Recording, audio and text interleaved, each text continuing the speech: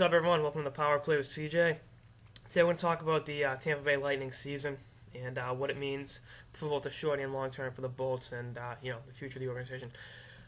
Coming off going to Game 7 of the Eastern Conference Finals, losing a tough, hard-fought game in Boston, you'd figure they'd come back, with a vengeance and look to be one of the elite teams in the East. That hasn't happened. Injuries played a large part of that. Marty getting hurt, Vinny being hurt now. It's not part of it. The goaltending, Roley got old. He's Olderson now instead of Rolson. But it's tough to see the team not playing up to expectations and not playing. They get too much skill to be playing so poorly. I think their odds of making the playoffs now are like 5%, which I wouldn't bet against a team like this. But with the luck they've had in yesterday's abysmal loss in Pittsburgh, start looking towards the future, which is what Yzerman did. Yzerman rolled the dice, re-signed a Rolson over Mike Smith. I want to call rolling the dice. He made the right move. Smith was ineffective last year in Tampa. Yeah, he's having a great year in Phoenix. But look at Brizgalov last year in Phoenix versus this year in Philadelphia. They really don't match up. And Rolson, hey, he got you there. You figure him and Garon would be a pretty decent duo. Garon's been better as of late, but Roley, he's old, and it really, Father Time caught up with him. And it's tough to see such a great competitor not playing at the level he's accustomed to. And, it's kind of, tough to see that. But Yzerman's been smart. By dumping Cabina for that second-round pick, that gives you another pick in the top, 60 picks. Turning Steve Downey into a first-round pick. I love Downey personally, but you need picks. The farm system doesn't have much. Carter, Ashton, Kanacher, and Nemestinkov, the three forwards, are the only three I can see having a real shot of being consistent professionals in the National Hockey League down in Norfolk, and Nemestinkov up in London. That's something you need defensemen. Right now, they're at the draft for today. I think they'd have like the 6th or 7th pick, and draft a Jacob Trouba or a Matthew Dumba of sorts, and then they got Detroit's second round pick, and they got the pick from San Jose for Moore, and the pick from Philly from Mazaros last year, which wow, so they got the 6th pick right now. The big three for defensemen are Murray, Trouba, and Dumba. I think they should, they definitely got to grab one of the three if they're available, and they need a goaltender for the long term, for the long run.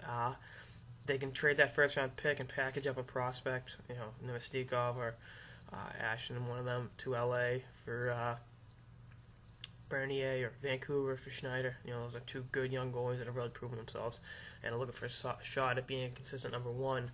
Or they can draft a young goalie. PK Subban, defenseman of the Montreal Canadiens, his brother Malcolm is the top-ranked goalie for this draft. He's pretty much the only goalie going in the first round so far this year. There's a guy out in the KHL, a Russian kid, Andrei Vasavelsky, playing for Ufa. He's big, a little bigger than Subban, but the Russian factor, it's not look too deep into that. But wow. Kids' numbers aren't bad. Yeah, it was the start of this year for Russia. The WJ team was very good. Had a 201 goals against average and a 953 save percentage. He's a hell of a goaltender. So him or Subban would be a great long-term option. I think even getting like Josh Harding from Minnesota and then drafting one of these guys. Let Harding, because you win games with Josh Harding between the pipes. And then let those kids develop either in Russia or juniors, and then slowly through the minors, and you got a guy long term.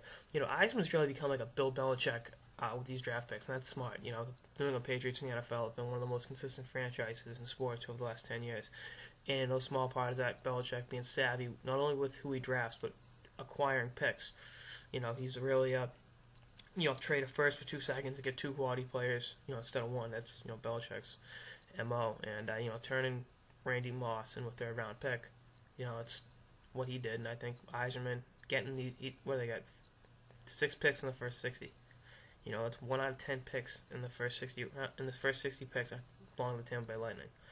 So, they're in good shape. I really, we'll see what happens. I think, like I said, Trouba, Dumba, or Murray. I think Dumba and Murray can make the jump next year.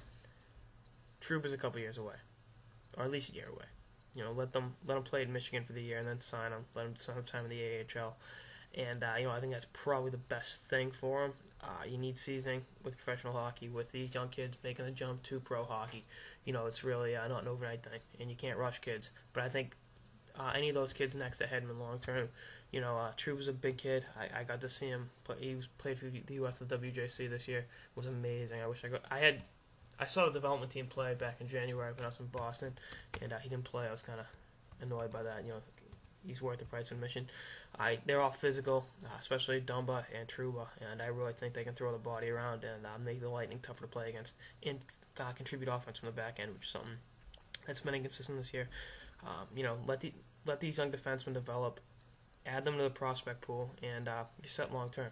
Vinny and Marty aren't getting any younger, but at the same time, you get them locked up for a little bit. I think you can get another run out of these guys. I really think the Marty, San Luis, Vinny's locked up for the next 8 years, but with Marty, I think you can get one more run out of him. I really do, and I think with the right goaltending, a little help on defense, and continuing great play from Stamkos, I can see them being a threat for years to come. This is a hiccup. Remember the year Philly, had the worst record in hockey. They made the most of that. They acquired draft picks. They signed some guys. They brought in guys that wanted to win. They drafted well that year. And, they were in the Cup Finals a few years later, Conference Finals, actually the year after the worst team in hockey. So, I think that's kind of what Yzerman's aiming for, is doing what Holmgren did, is, draft well, sign some guys, make some decent trades, and, don't let it become a trend of losing. Yzerman came up, was the Detroit Red Wings for 20-some-odd years, was in the front office for a few years, was the GM for Canada at the Olympics. The guy doesn't lose. The guy doesn't like losing. He's never been around it. And when he first came up, the Red Wings sucked. They were awful. The dead things they were called. And when he left, Detroit was hockey town. So, that's what one guy can do. I think that's what he's aiming for here in Tampa, is long-term viability of the franchise, long-term sustainability of young prospects, and winning. He's like Charlie Sheen, winning. That's all Yzerman's ever done is win. Gold medals at the Olympics, as a player and GM, Stanley Cups, gold medals at the World Championships. He's unbelievable what he's done in his hockey career. And, I can't wait to see what long-term... We're only year 2 of Yzerman's tenure here in Tampa. He's going to build a consistent winner in Florida for years to come. And I can't wait. I'm pumped. I'm pumped that I live in Florida and I'll get to see this team and what its future holds. And like I said, I'm pumped. Let's go Bolts. And that's it for this episode of the Power Play with CJ on the 2011-2012 Tampa Bay Lightning and what the future holds for the franchise. Stay tuned for more episodes throughout the season. Later, guys.